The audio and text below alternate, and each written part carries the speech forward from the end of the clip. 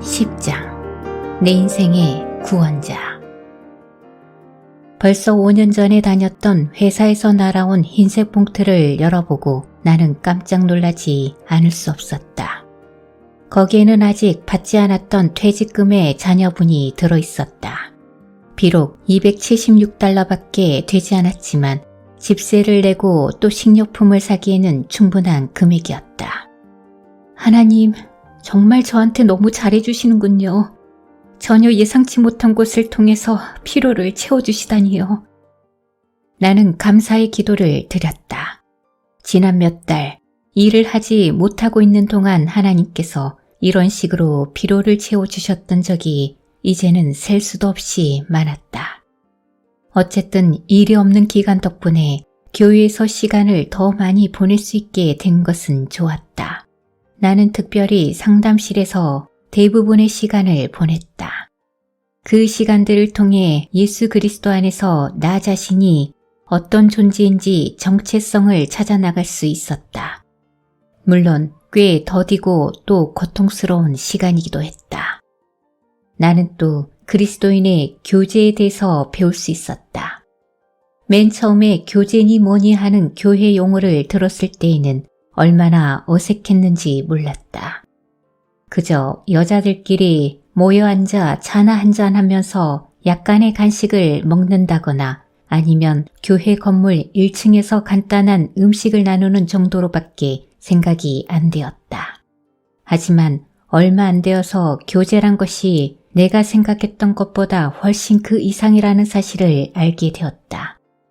서로 돌아봐주고 격려해주며 삶을 나누는 그리스도인의 교제가 벅 아름답다고 느껴졌다. 처음에는 다른 크리스천들과 어울리는 게 어색했는데 하나님을 사랑하고 또 서로를 사랑하는 그들의 모습에서 나는 강한 유대감을 느끼게 되었다. 믿는 친구들과 믿지 않는 친구들의 삶을 보건대 그들은 확실히 전혀 다른 세상에 속한 사람들이었다. 나는 나도 모르게 점점 더 믿는 친구들과의 교제 시간을 기다리게 되었다. 잭 목사도 그리스도인들의 교제에 대해서 늘 강조하곤 했다. 성장이라는 것은 관계 속에서만 가능합니다. 성도들 간의 한 몸된 교제가 없이는 영적 성장은 절대 일어나지 않습니다. 나는 이 같은 교제를 통해 마음이 점점 넓어지면서 막혀있던 마음의 담이 무너지는 것을 경험했다. 분명히 하나님이 우리 모임 가운데 임재해 계시다는 사실을 알 수 있었다. 도대체 어떻게 이런 일이 가능한 것인지는 잘 알지 못했지만 어쨌든 하나님이 거기 계셔서 역사하고 계시다는 사실만큼은 분명했다. 주일날 아침 눈을 떠보니 벌써 햇살이 환하게 내리쬐고 있었다. 늦잠을 잤음이 분명했다. 하나님의 은혜와 교회에서의 상담 그리고 성도들과 더불어 나누는 교제의 기쁨과 평안을 누리고 있었지만 나는 아직도 가끔 그 만성적인 우울증에 시달리곤 했다. 불면증까지 겹쳐서 몇 시간을 뒤척이고 나서야 겨우 잠자리에 들 수 있었다. 때문에 아침에 눈을 떠도 늘 개운하지가 않았다. 이크, 예배 시작이 20분밖에 안 남았잖아. 세수만 하고 나가야겠네.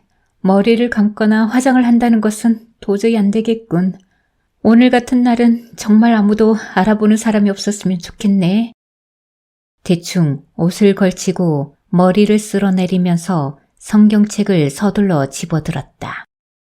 주일날 예배에 참석한다는 것은 나에게 있어서 마치 생명줄과도 같았다. 때문에 주일 예배에 빠진다는 것은 상상도 할 수 없는 일이었다. 교회 주차장에 차를 주차시키고 얼른 차에서 뛰어내렸다.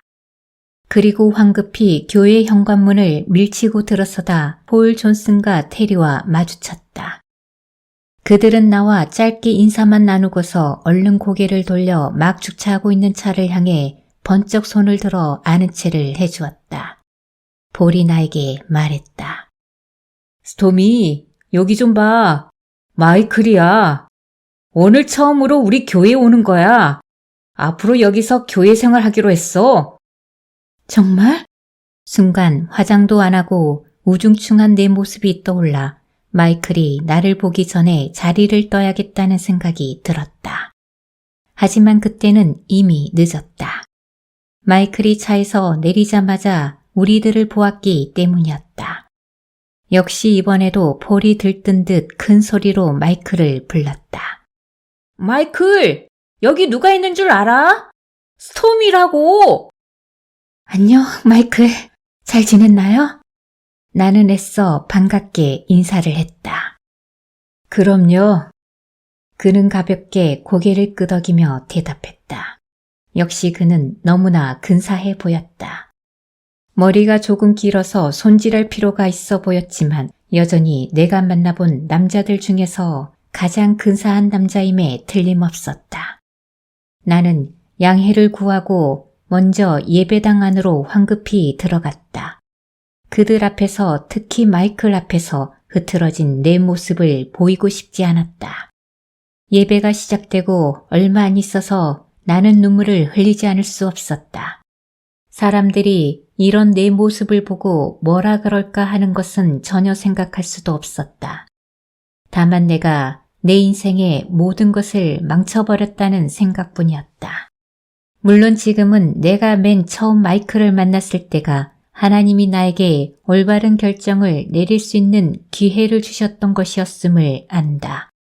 진리를 들었고 그의 안에 있는 하나님의 빛에 끌렸었지만 내가 거부했던 것이었다. 오 하나님, 제 모든 삶은 온통 뒤집박죽이었습니다. 지난 28년간의 삶은 완전히 쓰레기 같은 삶이었습니다.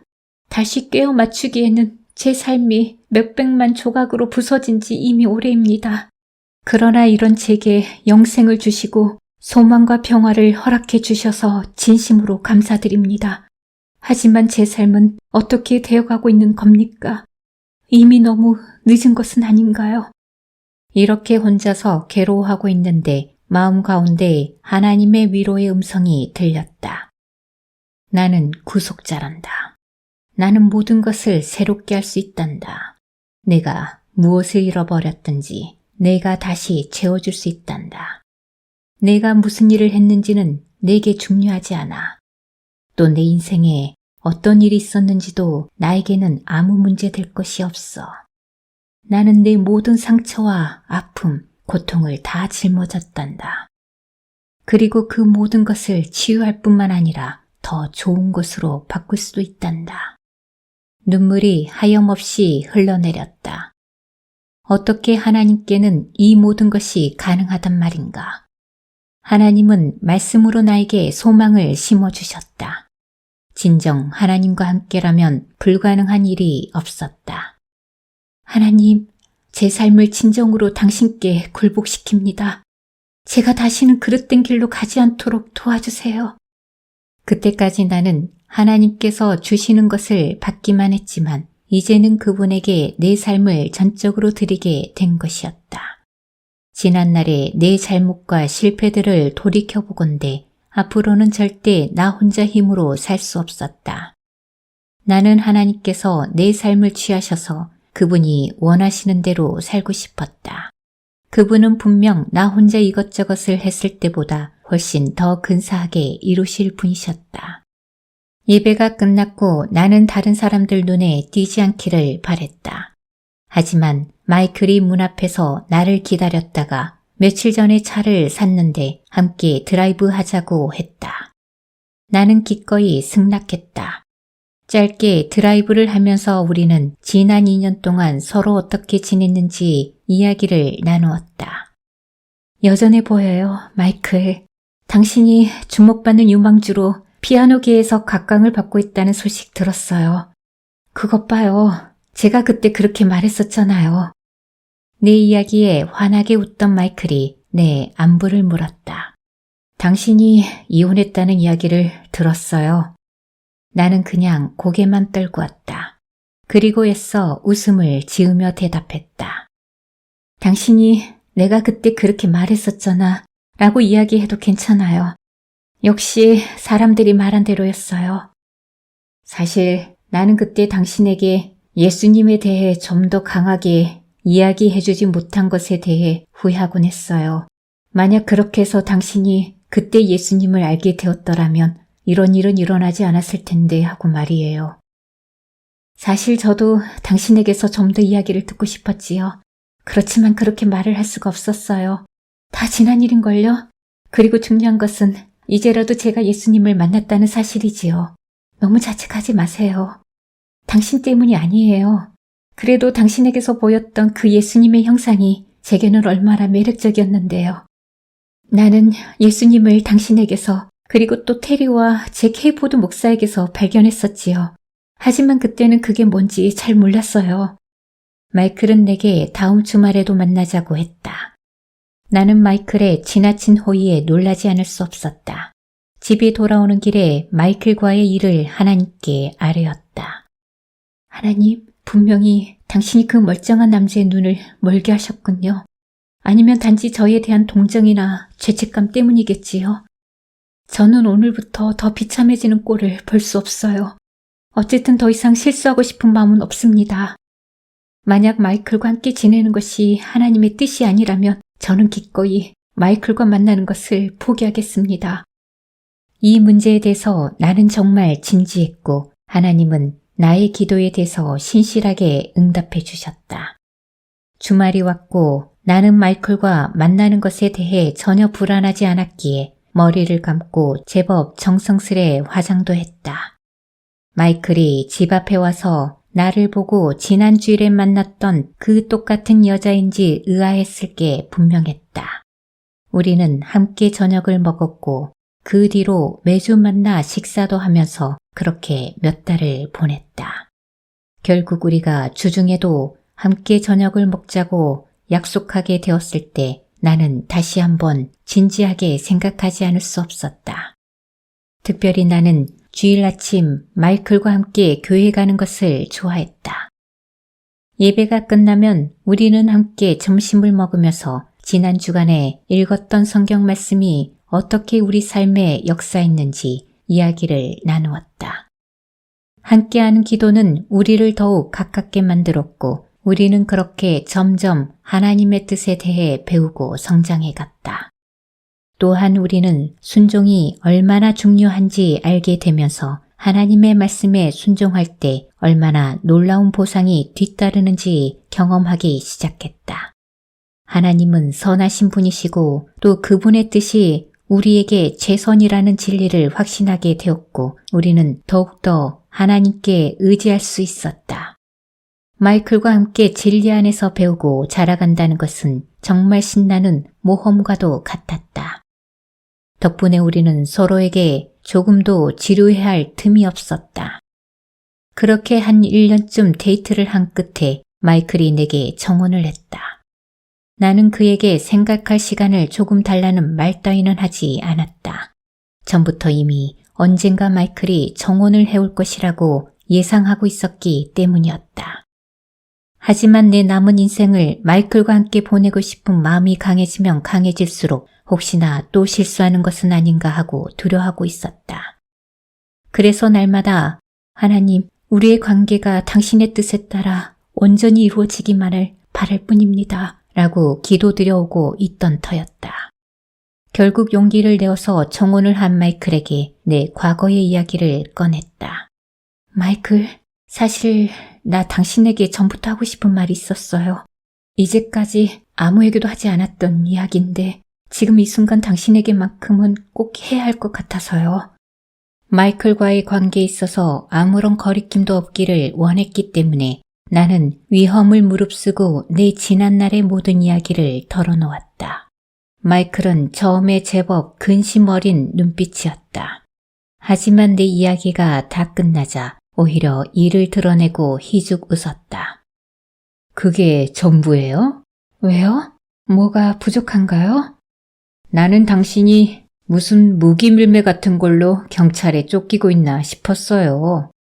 마이클의 농담에 긴장이 풀리면서 안도의 한숨을 내쉬었다. 그럼 앞으로도 계속 우리는 좋은 친구 사이로 지낼 수 있는 건가요? 글쎄요. 제 생각 같아서는 친구보다 더 가까운 사이가 되고 싶은걸요. 마이클의 익살스런 대답에 나는 드디어 하나님이 예비하시는 사람을 만났다는 것을 확신할 수 있었다. 일단 마이클과 결혼하고 나니 역시 많은 문제들이 우리 앞에 나타났다. 그나마 다행인 것은 문제들이 대개 우리 둘 사이에 일어나는 문제라기보다는 각자가 가지고 있는 과거의 상처에 관한 것이라는 사실이었다. 결혼을 하니까 그런 것들이 표면에 드러났다. 마이클은 어릴 적에 단 한 번도 체벌을 당하거나 학대를 받은 적이 없는 사람이었다. 그는 정말 좋은 가정에서 자라났지만 그의 어머니가 꽤 주관이 센 편이어서 마이클을 좌지우지하곤 했다는 것이었다. 마이클에게 엄청난 기대를 했었지만 마이클은 그러한 기대에 부응하지 못한 삶을 살아왔다고 했다. 그래서 마이클의 어머니는 나와 마이클이 처음 만나기 시작했을 때 나를 불러놓고 엄마로서 큰 잘못을 저질렀노라고 말씀하기도 하셨다. 마이클이 어릴 적에는 무조건 엄격하게 키우는 게 최고인 줄 알았단다. 어느 날 오후 살며시 나에게 이런 이야기를 들려주셨던 그의 어머니는 나를 아끼고 사랑해 주셨다. 어머니의 갈색 눈에는 후회의 기색이 역력했다. 그리고 길게 한숨을 내쉬었다. 그 아이는 자신이 가족들의 기대에 미치지 못하는 삶을 살고 있다고 생각해. 모든 것이 다 나의 잘못이지. 마이클은 정말 좋은 사람이에요. 그리고 너무나 훌륭한 남편이고요. 물론 과거로부터 어떤 상처를 받은 것은 분명하지만 그러나 마이클은 다 극복해낼 거예요. 또 하나님이 그러한 상처들을 사용하셔서 마이클을 더 강하게 연단하실지도 모르지요. 그러니까 너무 자책하지 마세요. 모든 게 나아질 거예요. 나는 할 수 있는 한 어머니를 격려해드리고 싶었다. 어머니는 이런 내 말에 어느 정도 마음을 놓는 것 같기도 하면서 그래도 여전히 걱정을 하시는 듯 했다. 마이클과 나의 차이는 굉장히 대조적이었다.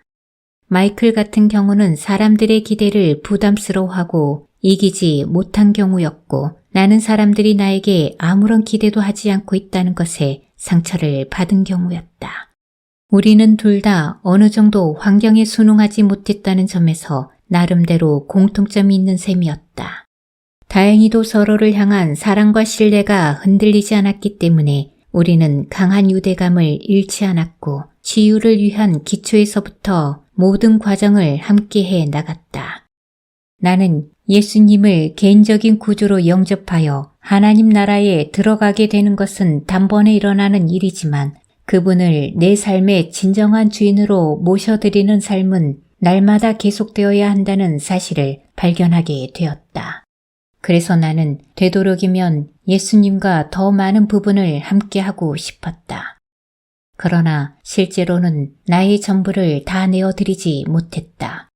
하나님과 더불어 사는 축복된 삶을 살기 위해서는 하나님의 말씀에 순종해야 했다. 물론 강압적이거나 의무적으로 하는 것은 결코 아니었다. 나는 정말 그분께 순종하기를 원했다. 마음속에는 늘 이런 기도가 떠나지 않았다. 주님, 제가 무엇을 해야 할지 알려주시고 또 알았다면 그것에 순종할 수 있는 힘도 주세요. 하나님 말씀에 순종하는 삶을 살기 위해서 나는 그분이 도대체 뭐라고 말씀하고 계신지 알아야 했기에 커다란 성경책을 한 권 구입해서 읽기 시작했다. 성경책의 크기만 보고 내가 굉장히 경건한 사람이라고 생각하는 사람도 있었지만 물론 절대 그런 것은 아니었다. 다만 말씀에 굶주려 있었을 뿐이었다. 하나님의 말씀에 대한 갈망이 더욱 커져감에 따라 배우고 싶다는 열망도 점점 커져갔다. 일주일에 한 번 교회에 참석하는 것으로는 부족하다는 것을 느꼈다. 그래서 나는 수요 집회와 주일 저녁 집회에도 참석하기 시작했다. 잦은 집회 참석을 통해서 믿음 안에서 더 많은 친구들도 사귀게 되었고 그들과 함께하는 교제가 내게 커다란 힘과 격려를 주기도 했다. 또한 전부터 작곡을 해왔지만 이제 내 마음과 생각 가운데 자리하신 예수님에 대한 가사를 내용으로 하는 곡을 많이 짓게 되었다. 곡에다 찬송시를 붙이는 일은 절대로 짧은 시간에 해낼 수 없는 일이었다. 내가 노래하고 싶은 그 하나님을 보다 더 정확하게 표현해내고 싶어서 단어를 고르면서 몇 장씩 노트를 찍곤 했다. 그리고 크리스천 음악가들이 녹음한 내 노래를 들을 때면 마음 가운데 커다란 기쁨을 느끼곤 했다. 하나님께서 보잘것없는 내 재능을 사용하셔서 사람들에게 행복을 가져다주고 계시다는 사실을 알 수 있었다. 모든 것이 순종에 따른 하나님의 보상이었다. 마이클과 나는 순종을 더욱 깊이 공부해감에 따라 가장 중요한 순종 중의 하나인 침례의 가치를 인식하기 시작했다. 주님께 순종하고자 하는 내 태도가 종교적인 형식에 얽매이지 않도록 주의하면서 나는 성경을 더 배워갔다. 그리고 성경을 통해 물에 완전히 잠기는 침례가 예수 그리스도의 주권에 순종하는 것임을 깨닫게 되었다. 침례는 물에 잠김으로써 육신에 속해 있던 내가 장사한 자 되는 것이며 잠겼다가 물에 나옴으로써 이제는 하나님과 더불어 새로운 삶을 살겠다는 순종에 대한 상징적인 의미를 담고 있었다. 물론 그 물이 무슨 마법을 부리거나 물에 능력이 있는 것이 아니라 다만 하나님의 말씀에 순종하는 징표이자 사람들을 향한 믿음의 증거였다. 특별히 침례에 순종함으로 예수님으로 인해 내가 거듭났고 자유를 얻었으며 온전해졌다는 사실을 새삼 마음 깊이 심고 싶어서 나와 마이클은 몇 번 상의한 끝에 함께 침례를 받기로 했다. 물론 물에 들어가기 전과 들어간 후가 어떤 신비스러운 변화나 차이가 있는 것은 아니었지만 적어도 내 마음 가운데는 하나님의 뜻에 순종하는 사람들만이 누리는 즐거움이 있었다. 이렇게 말씀과 순종 가운데 성장해 가면서도 우울증과의 싸움은 계속되었다. 참 이상한 일이었지만 그러면 그럴수록 우울증이 더 강렬해지는 것 같았다. 매일 아침 나는 여전히 자살 생각으로 뒤척였고 이제는 아주 끊을 수 없는 습관처럼 되어버렸다. 하지만 전과 달라진 것이 있다면 교회 사람들에게 이러한 내 문제에 대해서 도움을 요청하는 일을 꺼려하지 않는다는 것이었다.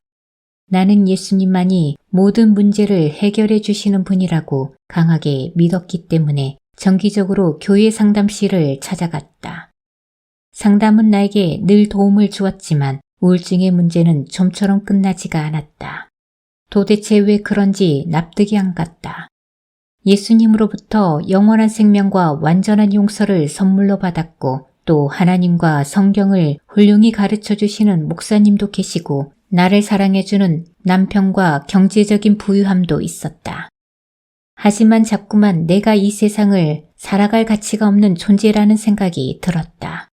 도대체 무슨 일이 나에게 일어나고 있는지, 혹시나 엄마처럼 나도 나 자신을 잃어버리게 되는 것은 아닌지, 그래서 미치광이가 되어서 죽는 것은 아닌지 정말 두려웠다. 내가 원한 모든 것을 가졌으면서도 여전히 부족함을 느끼고 행복을 소유했으면서도 한편으로는 절망과 우울증으로 괴로워하며 또 삶을 살아갈 충분한 자원을 공급받았음에도 불구하고 아침마다 자살을 꿈꾸는 나는 도대체 어떻게 된 것인가? 나는 예수님만이 이 문제의 유일한 해답이심을 더욱 신뢰할 수밖에 없었다. 그분이 나를 돕지 않으시면 다른 아무것도 도움이 되지 않을 것임이 분명했기 때문이었다. 자살에 대한 충동이 점점 더 심해지는 나를 보면서 마이클은 얼른 교회 상담실에 가자고 재촉했다. 상담실에 너무 자주 가는 것 같아 무한하고 창피했지만 상담실에서 일하는 사람들은 나를 결코 귀찮게 여기지 않았다. 부목사님을 찾아가 오랫동안 우울증으로 고통을 당하고 있다고 이야기를 했다. 그리고 자살 충동도 좀처럼 떠나지 않고 있다는 이야기도 빼놓지 않았다. 그는 잠깐 생각하는 듯 하다가 입을 열었다. 제 생각에는 사라 앤에게 한번 가보는 것이 어떨까 싶네요. 사라 앤이 잭 목사님의 아내라는 사실은 나중에 알게 되었지만 어쨌든 그녀는 상담실의 상담요원으로 사역하고 있었다. 그녀는 하나님의 말씀에 충만한 사람으로 기도를 통해 정서적인 상처의 치유가 가능하다고 믿고 있었다. 나와 비슷한 문제를 직면한 사람들에 대해 놀라우리만치 충분한 지식과 정보를 가지고 있었으며 능력 있는 하나님의 사역자 중에 하나였다. 나는 그녀의 사무실에 들어가 책상 건너편에 앉았다. 나를 바라보는 그녀의 얼굴에는 이해와 온정 그리고 부드러움이 배어 있어서 마음을 편안하게 해주었다. 한참 동안 네 이야기를 듣고 나서 조용히 입을 열었다. 구원이 필요하군요. 구원이 무슨 말인지 알고 있나요? 여기서 구원은 일반적으로 말하는 거듭남의 의미가 아닌 죄의 권세로부터 해방을 의미하는 역자주가 말합니다. 순간 머리에 쇠망치를 두들겨 맞은 것 같았다. 이제까지 구원이라는 말을 자주 듣기는 했어도 정확히 그 의미를 파악하지 못하고 있다는 것이 사실이었다. 순간 빨간 눈을 가진 악마의 모습이 눈앞에 아른거린 듯해서 두려웠지만 그녀의 평온하고 안정된 태도를 보니 다시 안정을 찾을 수 있었다. 구원이라는 말에 그렇게 두려워할 필요가 없어요. 그것은 하나님께서 당신에게 가지고 계신 뜻이 완전히 이루어지는 것이에요. 상처의 쓴뿌리는 제거되고 당신을 얽매고 있던 죄악된 습관의 사슬로부터 완전히 해방되는 것을 의미해요. 많은 사람들이 이런 이야기를 들으면 마치 자신들에게 견딜 수 없이 엄청난 변화가 일어날 것처럼 두려워하지만 구원은 우리를 뜯어 고치는 것이 아니에요. 다만 우리를 자유롭게 놓아줄 뿐이지요. 그녀는 계속해서 자세히 설명해 주었다. 저는 지금 악한 영이 우리를 완전히 소유할 수 있다는 말씀을 드리는 게 아니에요. 다만 그 교활한 사단이 순간순간 우리를 악한 영의 지배 아래 두게 하려고 장깨를 부린다고 말씀드리는 겁니다. 이 세계에는 눈에 보이지는 않지만 영의 세력이 있어서 아주 왕성하게 활동하고 있습니다. 그런 영들 중에는 때로 사탄의 일을 하게 하므로 사람에게 들러붙으려는 사악한 영들이 있지요. 우리가 죄를 지음으로 사단에게 종노릇하는 순간이 바로 그 순간이지요. 때문에 우리가 할 일이라고는 죄를 짓게 함으로 사탄이 우리를 지배하려는 순간마다, 그러니까 스토미의 경우는 갑자기 두려움에 휩싸이거나 강렬한 자살 충동에 휩싸일 때마다 하나님께 이 모든 사탄의 세력으로부터 우리를 구원시켜 달라고 기도하는 거지요. 고린도후서 1장 10절에서 예수님께서 사망에서 우리를 건지셨을 뿐만 아니라 지금도 계속해서 우리를 건지시고 계신다는 말씀이 바로 그런 뜻이에요. 이러한 구원 역시 우리가 거듭나는 것처럼 전적으로 하나님의 은혜로 말미암아요. 다음 주에 다시 만날 때까지 한번 금식하면서 기도해 보기로 합시다. 그리고 하나님께서 당신을 위해 과연 무엇을 하시려는지 지켜보도록 해요. 기도와 금식을 통해서 구원에 대한 확신을 얻을 수 있을 거예요. 금식이요? 전에 잭 목사로부터 금식에 대한 가르침을 받은 적이 있었지만 언뜻 납득하기가 어려웠다. 사실 온 교회 성도들은 매주 수요일마다 금식하고 있었다. 하지만 내가 잭 목사로부터 이야기를 들을 때 금식은 그저 교회 일꾼들이나 장로들, 그리고 영적으로 매우 뛰어난 사람들만 하는 것으로 생각했던 것이었다. 어쨌든 직접 나에게 금식을 하라고 말한 것은 아니었으니까 말이다. 그래요. 다시 말씀드리지만 기도와 금식이에요. 이것들 없이는 절대로 제가 말씀 구원을 경험할 수 없어요. 이 기도와 금식에는 사실 우리 자신을 부인하고 하나님께 우리의 모든 삶에 대해 완전한 주인의 자리를 내어드리는 의미가 포함되어 있습니다. 금식에는 우리를 얽매려는 사단의 죄악의 사슬을 끊게 하고 모든 무거운 짐을 내려놓게 하는 능력이 있습니다. 압제로부터의 자유, 모든 멍에를 파하는 하나님의 능력이 나타나는 거지요.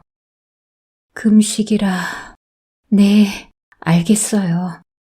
사실 어떻게 아무것도 먹지 않고 살라고 하는 것인지 좀처럼 이해하지 못한 채 머뭇거리며 대답할 뿐이었다. 그래서 얼마나 오랫동안 해야 하는 것인지 다시 물었다. 주일 저녁 때부터 해보세요. 그리고 수요일 아침 10시에 한번 보기로 하고요. 그럼 그 기간 동안 물은 먹어도 되지요? 네, 물은 괜찮아요. 혹시 금식을 해서는 안 될 무슨 신체적인 질병을 앓고 있는 것은 없지요? 그럼 이 기간 동안 마음을 다해 기도하기로 합시다. 하나님께 이제까지 범했던 수많은 죄악들에 대해서 생각나게 해달라고 기도해요. 부도덕한 성관계나 동참했던 오컬트 집단에서의 일 등 생각나게 하시는 모든 죄들을 한번 종이에 적어보세요.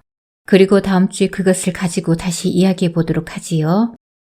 이 이야기를 들으면서 그걸 다 쓰려면 아마 며칠 밤낮은 걸릴 거라고 생각했다.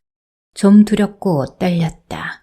그 종이를 가지고 도대체 뭘 하려고 그러는 거지요? 나는 애써 내가 두려워하고 있다는 사실을 감추면서 물었다. 그 모든 죄악들에 대해서 자백하며 주님께 기도하는 겁니다. 그리고 나서 그 종이는 찢어버릴 거예요. 그렇다면 좋아요. 나는 저기 안심이 되었다. 이런 내 모습을 바라보며 사라엔이 살며시 웃음을 지었다. 사라엔의 방을 나서면서 하나님께서 과연 나를 위해 어떤 일을 펼치실런지 사뭇 기대가 되었다. 금식을 한다고 생각하니 무슨 모험을 떠나는 것 마냥 가슴이 설레기도 하면서 꼭 해보겠다는 결심이 들기도 했다. 처음 이틀은 그런대로 별탈 없이 잘 지나갔다. 그리고 몹시 배가 고플 때면 물을 마시면서 나의 죄악성을 드러내는 종이를 채워나갔다. 그런데 3일째 되던 날 아침, 사라 웬과의 약속 시간을 준비하고 있는데 사라로부터 전화가 왔다. 몸이 안 좋아서 아무래도 약속을 미루어야겠다는 것이었다. 순간 마음 가득 부풀어 있던 모든 소망이 내동댕이 쳐지는 것 같았다. 물론 그녀가 어렵게 이 얘기를 꺼냈다는 것을 알 수 있었고 사실 그녀는 너무 미안해서 말도 제대로 하지 못하는 것 같았다. 또 약속을 미루게 된 것에 대해 충분히 사과도 했고 나 역시 이해할 수 있었다. 하지만 속에서 자꾸만 화가 나기 시작하면서 회의가 생겨났다. 이게 바로 사탄에 공격하는 것이구나 싶었지만 결국 나는 구원이나 자유 따위는 없다고 속삭이는 사탄의 거짓말에 넘어가 버리고 말았다. 머릿속에서 자꾸만 이런 생각이 뱅뱅거렸다. 어디 한번 해봐라. 아무 일도 일어나지 않을걸? 벌써 20년이 넘게 달고 살아온 우울증이야. 이렇게 한다고 뭐가 달라지겠어? 정말 어리석기 짝이 없구나. 결국 그렇게 일주일을 보내고 전보다 훨씬 더 심한 우울증에 빠져버렸다. 마이클이 집에 없을 때는 완전히 기진맥진해서 침대에서 일어날 수가 없었다. 사라에는 나에게 다시 한번 금식을 해보자고 제안했다. 이번에는 어떠한 희망도 보이지 않았기에 도저히 할 수가 없을 것만 같았다. 하지만 어쨌든 다시 한번 시도해보기로 했다. 이번에도 역시 3일째 되던 날 아침 지친 상태로 옷을 입기 시작했다. 사실 그러면서도 사라에게서 다시 약속이 취소되었다는 전화가 오지 않을까 하고 내심 기대하기도 했다. 하지만 아무런 전화도 오지 않았다. 사라를 만나러 나가기 전에 마이클과 나는 제발 기적을 일으켜달라는 기도를 함께 드렸다. 사라와 나는 사무실에 앉아서 곧바로 죄악상들을 적어놓은 리스트를 꺼내어 작업을 시작했다. 사라는 나에게 오컬트에서 실제로 했던 모든 사탄적인 죄악들을 일일이 열거하면서 하나님께 용서를 구하라고 했다. 사라는 성경책을 펴서 그와 같은 범죄에 대해 하나님이 뭐라 말씀하셨는지 신명기 18장 10절에서 12절 말씀을 찾아 나에게 읽어주었다. 그 아들이나 딸을 불 가운데로 지나게 하는 자나 복술자나 길흉을 말하는 자나 요술하는 자나 무당이나 진언자나 심접자나 박수나 초혼자를 너희 중에 용납하지 말라. 무릇 이런 일을 행하는 자는 여호와께서 가증히 여기시나니 이런 가증한 일로 인하여 내 하나님 여호와께서 그들을 내 앞에서 쫓아내시느니라. 성경은 오컬트나 다른 미신들에 대해서 분명하게 말씀하고 계셨다. 만약 그 같은 악신에 결탁되어 있다면 하나님이 가증히 여기시고 결단코 하나님과 관계를 가질 수 없다는 것이었다. 전에 잭 목사가 했던 말이 생각났다. 오컬트도 물론 나름대로의 능력을 나타내 보이기도 합니다. 하지만 그것은 어둠의 세력인 사탄에게서 오는 능력이지요. 처음에는 오컬트가 그릇된 것이었다고 믿고 싶지 않았다. 그저 어떤 절대자와 좀 더 가까워지는 방법이라고만 생각했기 때문이었다. 그러나 성경의 말씀을 볼 때 더 이상 진실을 부인할 수 없었다. 하나님께서 잘못된 것이라고 하면 그것이 곧 진리였기에 나는 지금까지 더 이상 오컬트와 상관하지 않고 지내오고 있었던 것이었다. 하지만 나의 깨달음이라는 게 그다지 견고하지 못한 것이어서 그때까지 내 입으로 오컬트를 부정한다고 선포하지 못하고 있었다. 단지 그런 미신적인 것들을 하지 않으면 그만이라고 생각했다. 그러나 내 생각이 잘못된 것을 알게 되었다. 지난 시간 동안 나는 사탄과 결탁되어 있었고 그런 어둠의 세력이 내 생활에 드리워져 있다는 사실을 미처 깨닫지 못하고 있었던 것이었다. 사라인이 성경을 읽어주었을 때 나는 그제서야 내가 몸담았던 오컬트의 실체를 분명히 알게 되었다. 사라는 나에게 각각의 죄악들에 대해서 다음과 같이 따라서 기도하라고 했다. 하늘에 계신 하나님, 이제껏 성령님이 아닌 다른 영들을 쫓았던 제 삶을 당신 앞에 내어놓습니다. 모든 점성술과 행운점, 숫자점, 심령술, 요가, 점쟁이, 초능력, 카드점, 마인드 컨트롤, 명상, 거짓된 종교 등 이 모든 것들을 이제 우리 주 예수 그리스도의 이름으로 끊어버립니다. 이 모든 것이 죄였음을 고백합니다. 당신의 능력의 이름이 어둠의 권세를 파했으니 모든 영광을 당신께 돌립니다. 어둠의 세력은 당신의 이름 앞에 무릎을 꿇었으며 완전한 승리가 당신에게 또 저에게 있음을 예수 그리스도의 이름으로 선포합니다. 내가 이렇게 고백하자 사라가 나를 위해서 기도해 주었다. 다음으로 나는 성적인 죄악들에 대해서도 동일한 방법으로 죄를 고백하고 예수 그리스도의 이름으로 승리를 선포했다. 그 다음으로는 어머니의 문제를 놓고 다시 주님 앞에 나아갔다. 사라는 나에게 다음과 같이 고백하라고 일러주었다. 하나님, 엄마에 대해서 품고 있던 분노와 증오를 당신 앞에 내어놓습니다. 저를 용서해 주세요. 엄마가 나에게 행했던 모든 일에 대해서 예수 그리스도의 이름으로 용서합니다. 엄마가 저를 사랑해주지 않는 것도 용서합니다. 이제 제 엄마를 당신께 의탁드리오니 당신께서 친히 그 영혼을 돌봐주세요. 엄마에 대한 이야기를 하면서 나는 울음을 터뜨렸다. 이제까지 나를 억누르고 있던 짐들이 한꺼번에 벗겨지는 것 같았다. 방 안이 성령님의 임재로 가득한 것을 느낄 수 있었다. 이런 예비적인 기초가 놓여지자 사라는 또 다른 상담가인 안드레아를 불러서 기도를 도와달라고 부탁했다. 그들은 의자에 앉아있는 내 머리에 손을 얹고 오랫동안 하나님을 찬양했다.